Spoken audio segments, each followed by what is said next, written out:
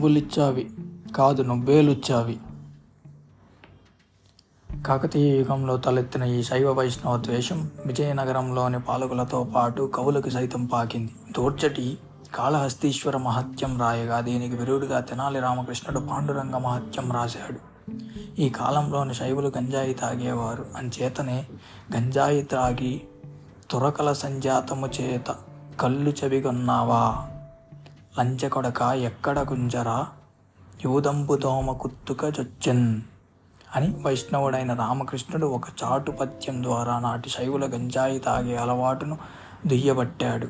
విష్ణుమూర్తిచే సేవించబడే పాదాలు కలిగి శ్రీకాళహస్తీశ్వర అని శైవుడైన దూర్జటి విష్ణుమూర్తిని దూషించాడు. కుక్క కాటుకు చెప్పు దెబ్బలా వైష్ణవ కవులు కూడా కొన్ని కళ్ళబొల్లి కథలు సృష్టించి శివుని చేత విష్ణువు పాదాలు పట్టించారు. ఈ కాలానికే చెందిన వైష్ణవ కవి అయిన తాళ్లపాక తిరువెంగళనాథుడు తన పరమయోగి విలాసంలో శైవదూషణ చేశాడు. ఈ ద్వేషాలు బాగా ముదిరి పాకానపడి ఈ రెండు మత శాఖల వారు చండాలురని, పాషండులని, నాస్తికులని, పాపులని ఒకరిని ఒకరు దూషించుకున్నారు. నువ్వులిచ్చావంటే నువ్వేలుచ్చావని తిట్టుకొని పాప పరిహారం కోసం వీరిద్దరూ సచల స్నానాలు సైతం చేశారు. తమ మతంలో చేరిన వారు కులం చెడిన వ్యభిచారులు, దొంగలు, తాగుబోతులు, హంతకులైన తమ దేవునిపై భక్తి కలిగి ఉంటే లేదా భక్తి ఉన్నట్లు కనీసం నటిస్తే అట్టి వారికి కూడా ఈ ఉభయ మత శాఖల వారు ముక్తిని ప్రసాదించారు. అలాగే వీరిద్దరికి మోక్ష కేంద్రాలు కూడా వేరువేరుగా సృష్టించబడ్డాయి. శైవులు కైలాసానికి వెళ్ళగా వైష్ణవులు వైకుంఠానికి వెళ్ళారు. శైవులను ఎద్దును పూజించగా వైష్ణవులు గద్దను పూజించారు. శైవులు విభూది రేఖలు పెట్టగా వైష్ణవులు పంగనామాలు పెట్టుకున్నారు.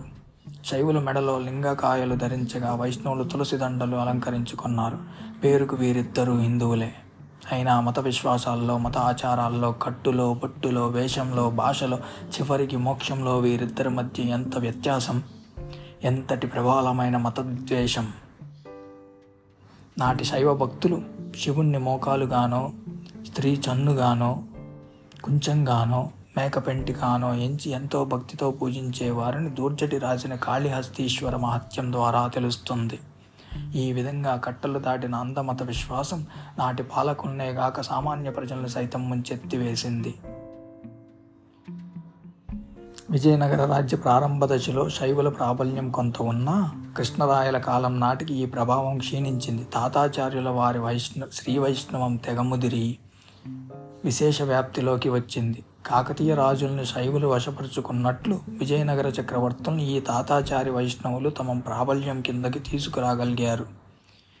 ఎవరికి ఏ చోట ఎక్కువ ప్రాబల్యం ఉంటే ఆ చోట వారు పరమతస్తుల్ని అత్యంత కిరాతకంగా హింసించి తమ మతాల్లోకి వారిని దౌర్జన్యంగా మార్చివేశారు.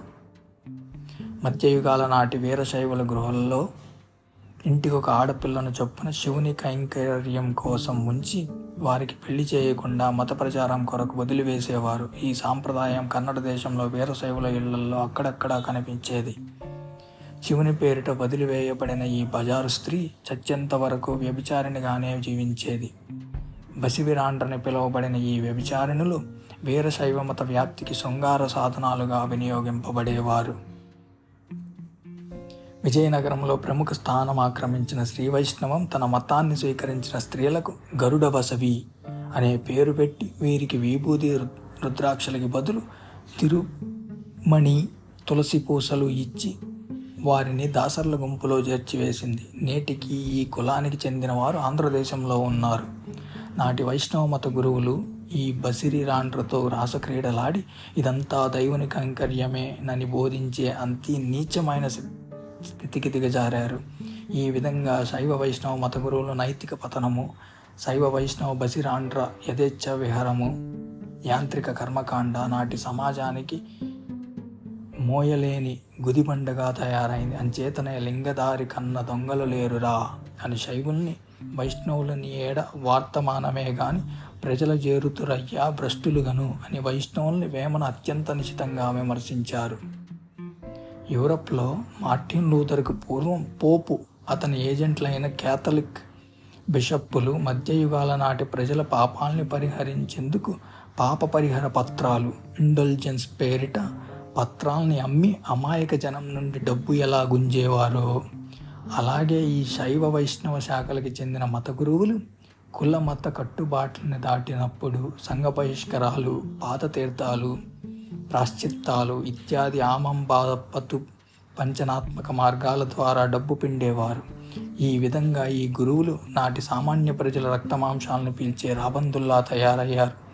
నోరు వాయి లేని దేవుని పేరిట, కళ్ళు చెవులు లేని దేవుని పేరిట ఆనాడు దేవాలయాలకు వచ్చిన లక్షలాది ఆదాయాన్ని మత గురువులు, పీఠాధిపతులు, వేషాలు వేసుకున్న వీరు అమాంతం దిగమింగడానికి సిద్ధమయ్యారు.